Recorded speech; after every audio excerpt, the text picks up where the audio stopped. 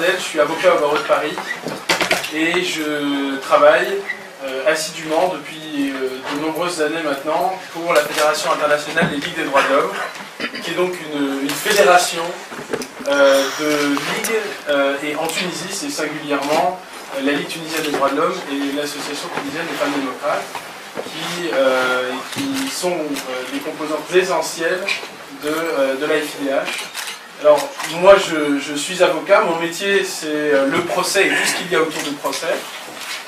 Malheureusement, je ne suis pas intervenu dans cette affaire relative à Jaber avant l'étape que nous connaissons actuellement, où toutes les voies de recours ici en Tunisie sont épuisées. Il y a eu une première condamnation, il y en a eu une seconde en appel, et cette condamnation en appel n'a pas été reprise par la Cour de cassation pour diverses raisons. Toujours est-il qu'aujourd'hui, sur un plan judiciaire, il y a une sorte de vérité qu'on appelle la vérité judiciaire, qui est très différente de la vérité des hommes en fait. C'est que Jaber est un homme qui est rangé dans le camp des criminels. Et quand on regarde bien, son crime à lui, c'est d'avoir pensé et c'est d'avoir exprimé. Le problème, et c'est un problème pour la Tunisie, c'est un problème pour les Tunisiens, mais c'est surtout un problème à ce stade pour l'État tunisien, le problème, c'est que la Tunisie a des engagements.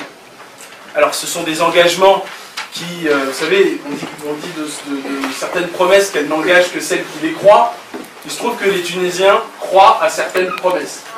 On a su ce cas-là, je crois, juste avant le jugement du tribunal de première instance, de quelques jours.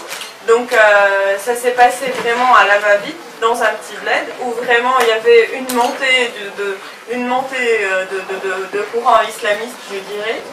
Ça s'est passé dans des conditions limite très rapides, entre la date de... Alors ils ont porté plainte le 3 mars, Jaber arrêté le 5 mars et le jugement prononcé le 28 mars. Justement, ça s'est fait d'une rapidité. Si c'était à Tunis, ça ne serait jamais passé de la même façon. Lorsque nous avons visité Jaber, à la prison de Mahdia, il nous avait informé que un monsieur, pour ne pas le nommer, c'est Heshmi Ram, président du comité supérieur pour les droits de l'homme et les libertés publiques, l'a visité la veille en prison et il lui a soumis un papier que Jaber a signé, comme quoi il remercie le gouvernement suédois de lui avoir accordé la possibilité d'aller en Suède. Bon, nous avons posé la question à Jaber.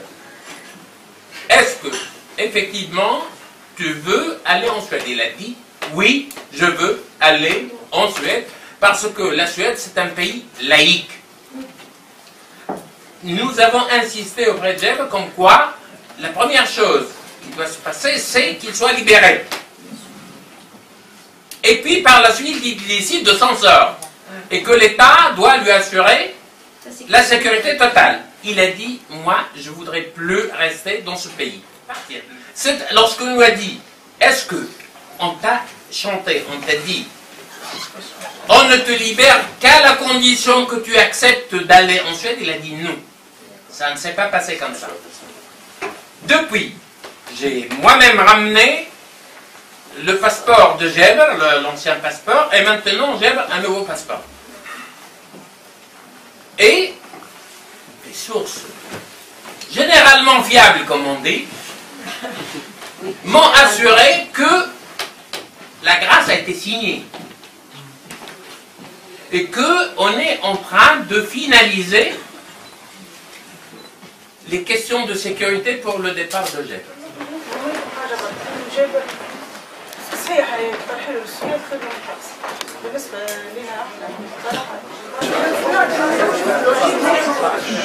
ليش معقول يحكموا عليه شيخ التونسي يحكموا عليه 7 سنين حبس اسكو معناه نجموا من توا يعفوا عليه مش حتى غدوة انت اللي شفتي معنا كيفاش معنا حالته النفسية تعبة ياسر